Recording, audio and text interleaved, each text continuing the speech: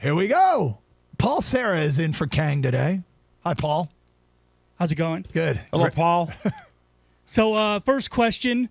Big game this weekend, rivalry game this weekend, college football playoff implications game this weekend, Tennessee and Georgia. Who you got? I'm going to go with Tennessee. Hendon Hooker has big play capability. Jalen Hyatt is a legit deep threat. He's already broken the school record for season touchdown receptions in a season, and it's November 2nd. I just think their big play capability is hard to contain. Georgia's banged up a little bit, and I guess I've planted my flag on Georgia early in the year, so they're going to have to start losing games if they're going to lose the three I predicted. This is tough. I mean, Georgia is still an 8-point favorite when you look at this, and you mentioned Hyatt, the receiver. He's been outstanding. He's got over 500 yards receiving and 9 touchdowns in the last 3 games, including 3 touchdowns and over 200 yards receiving against Alabama. He's outstanding.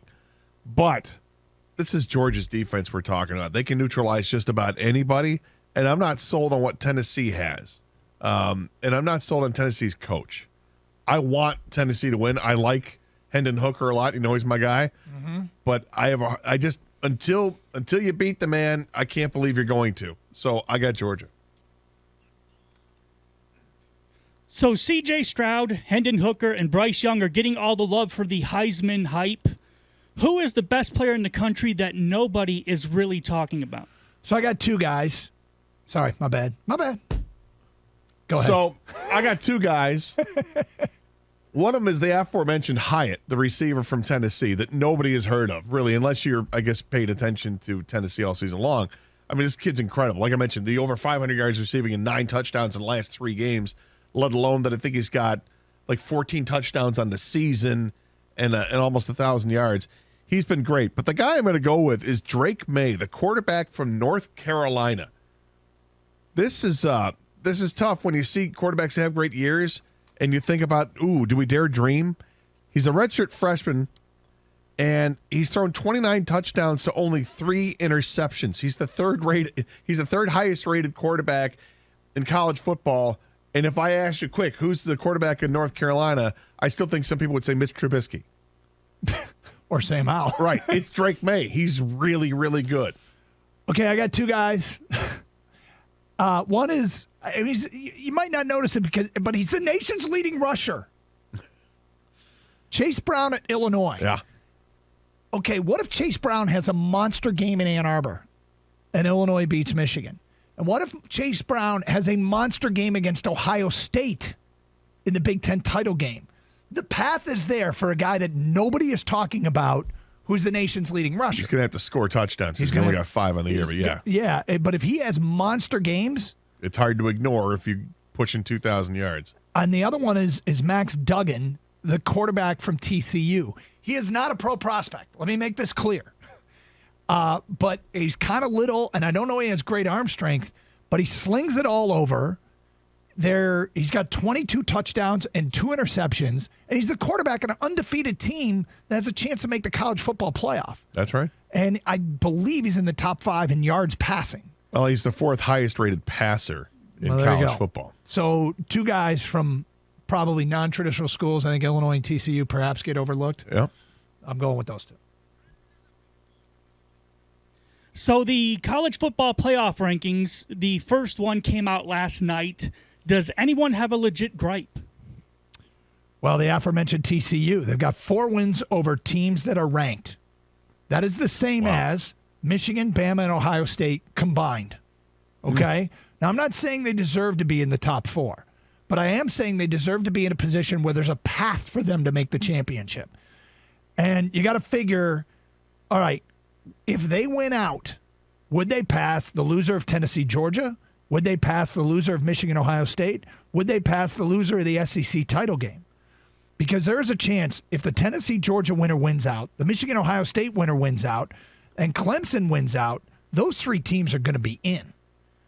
And it gets dicey of whether or not, even if TCU wins out, they get in. And I just think they deserve a path. Now, just because you're undefeated doesn't mean you deserve it, but when you're undefeated with wins over ranked teams, as many as they have, they would deserve it. Yeah, normally I would say that nobody's got a reason to gripe about it. It's the first one that comes out. Let time play out because these teams are going to play each other. There's going to be some cannibalization that goes on, and just let it go. But if you were going to make a case, you make it for TCU. Absolutely.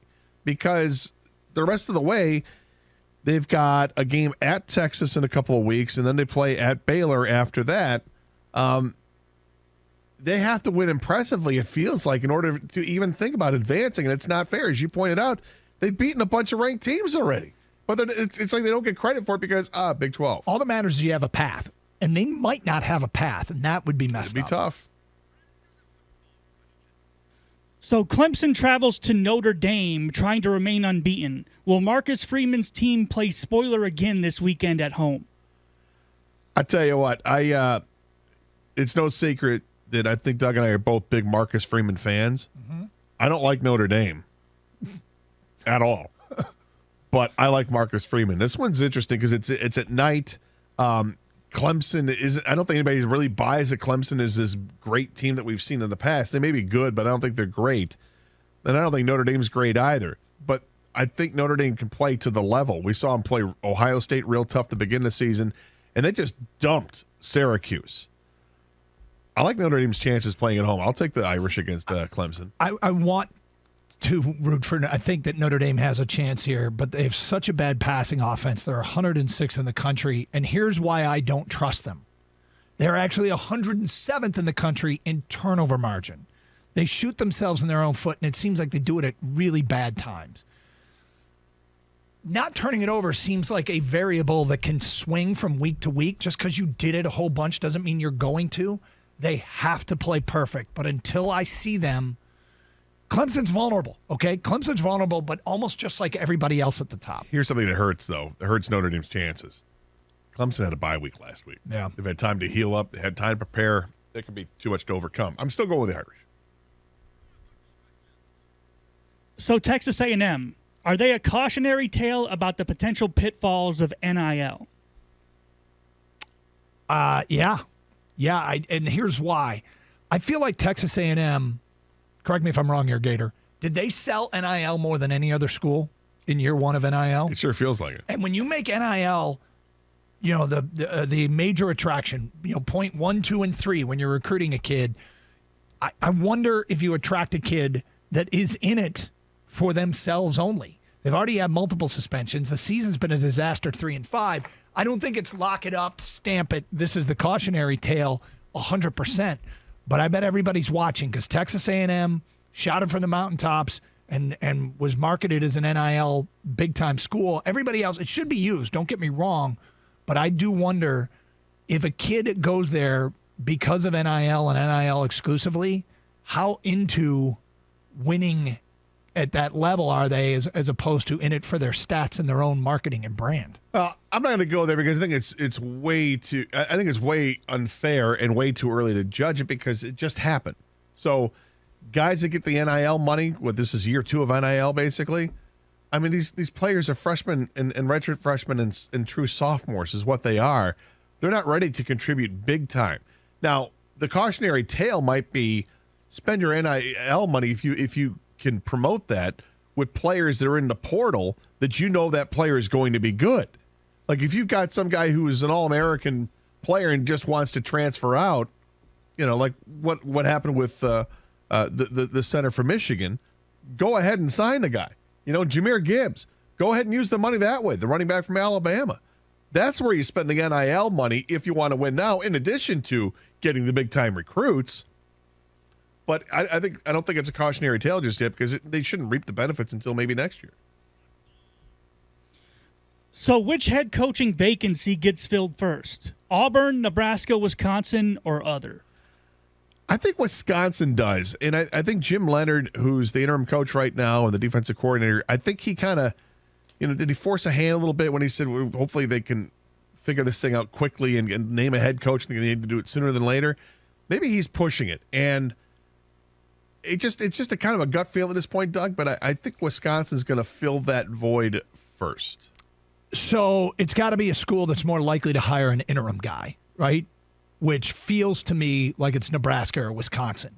I was listening to some stuff out of Nebraska, and there is a real push for Mickey Joseph to get that job, which, okay. Jim Leonard, I mean, it was a big bounce back win for them to beat Purdue.